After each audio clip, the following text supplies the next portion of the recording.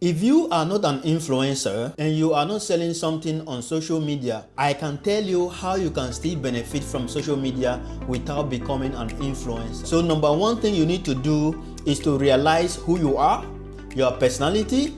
Number two is to know what you are good at and what you actually do that gives you money. Those things actually can determine the kind of content that you are interacting with. Use social media as a tool. You can use your time on social media to actually build a portfolio.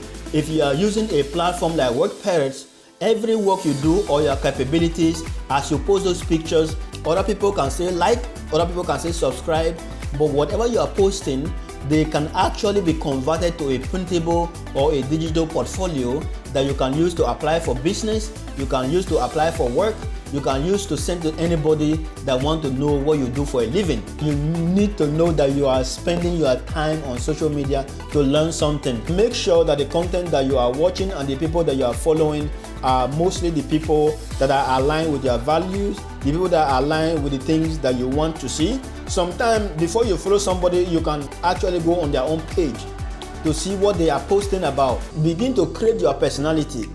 Anything you are posting, make sure that they are aligned, especially the way that you want people to perceive you. When we post on WorkParrots, for example, people post in series. So every topic or every content you are creating on WorkParrots are aligned to a specific topic. Make sure that you use your social media time to discover what can actually benefit you.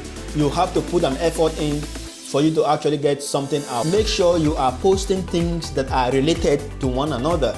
That way, as you post things that are related, you are building a persona on social media. Like and subscribe to this video, subscribe to our channel, and let us know what you think.